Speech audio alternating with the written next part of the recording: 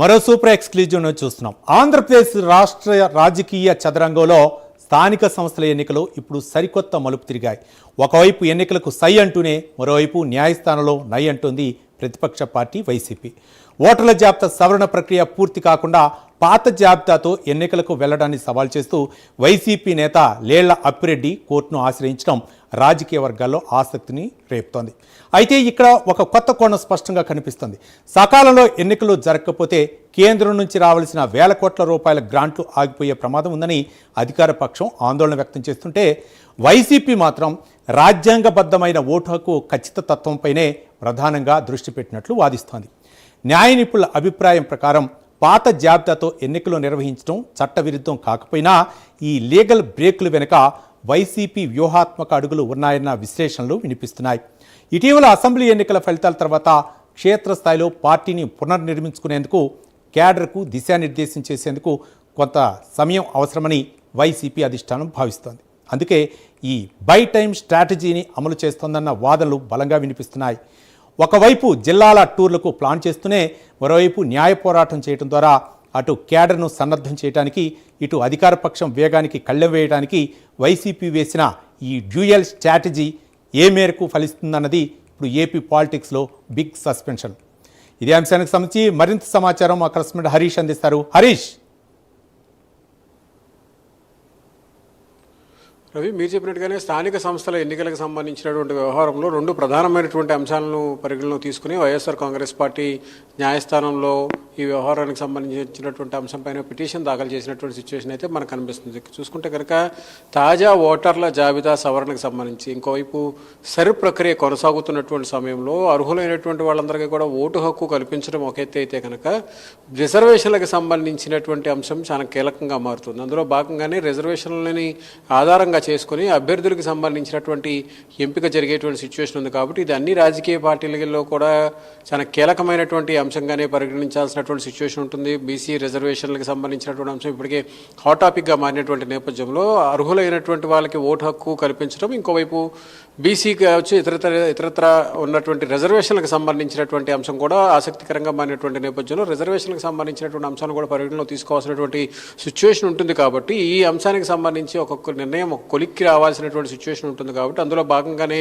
ఈ సరి ప్రక్రియ కొనసాగుతున్నటువంటి సమయంలో ఓటర్లకు సంబంధించినటువంటి పూర్తి స్థాయి జాబితా నియోజకవర్గ స్థాయిలో కావచ్చు, జిల్లా స్థాయిలో కావచ్చు, పూర్తి స్థాయిలో ఒక జాబితా సిద్ధం కావాల్సినటువంటి సిచ్యువేషన్ ఉంటుంది. కాబట్టి ఒకవైపు సరి ప్రక్రియ కొనసాగుతున్నటువంటి సమయంలో ఇంకోవైపు స్థానిక సంస్థలకు సంబంధించినటువంటి ఎన్నికలకు వెళ్ళటం ద్వారా ఒకవైపు అర్హులైనటువంటి వాళ్ళందరికీ కూడా ఓటు హక్కు కల్పించాల్సినటువంటి సిచ్యువేషన్ ఉంటుంది.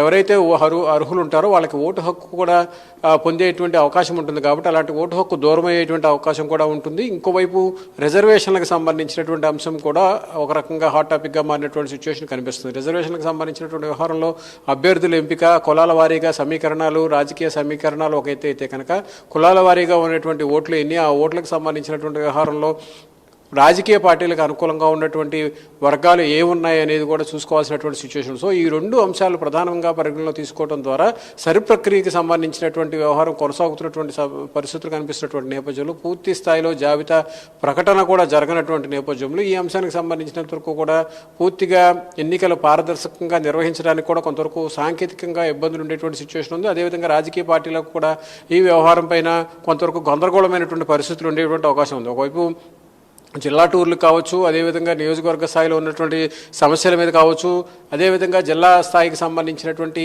నియోజకవర్గ స్థాయికి సంబంధించినటువంటి సమావేశాలు కూడా పార్టీ కేంద్ర కార్యాలయం నుంచి జగన్ ఎప్పటికప్పుడు పర్యవేక్షిస్తున్నటువంటి సిచ్యువేషన్ ఉంది. అందులో భాగంగానే ఇటీవలే 175 నియోజకవర్గాలకు సంబంధించినటువంటి కీలకమైనటువంటి నాయకత్వంతో కూడా స్థానిక ఎన్నికలకు సంబంధించినటువంటి వ్యవహారం, అదేవిధంగా సర్వ ప్రక్రియకు సంబంధించినటువంటి వ్యవహారంతో పాటు స్థానికంగా ఉన్నటువంటి మరికొన్ని ఇష్యూస్ పైన కూడా జగన్ ప్రత్యేకంగా సమావేశం నిర్వహించారు. అందులో కూడా ఇదే రకమైనటువంటి అభిప్రాయాన్ని నాయకత్వం వ్యక్తం చేసినటువంటి సిచ్యువేషన్ ఉంది. ఎందుకంటే సరి ప్రక్రియకి సంబంధించి అత్యంత కీలకంగా ఉండేటువంటి సిచ్యువేషన్ ఉంది.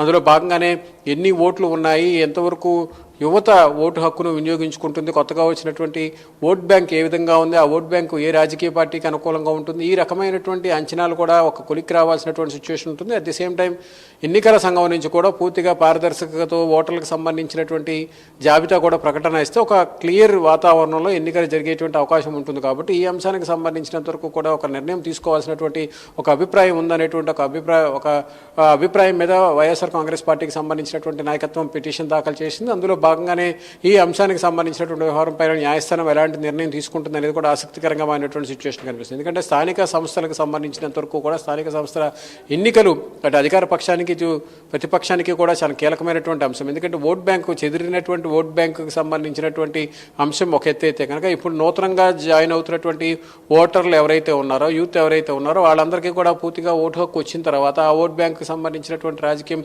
ఎలా ఉంటుంది, నూతనంగా వచ్చినటువంటి ఓటు ఎటువైపు వెళుతుంది అనేటువంటి ఒక అంశం కూడా చర్చనీయాంశంగా మారుతుంది, ఆసక్తికరంగా మారుతుంది. సో ఇప్పుడు ఈ అంశాలన్నీ కూడా పరిగణలోకి తీసుకున్న తరుణంలోనే ఈ పిటిషన్ దాఖలు చేసినట్టుగా తెలుస్తుంది. తర్వాత నిర్ణయం న్యాయస్థానం నుంచి వచ్చేటువంటి నిర్ణయం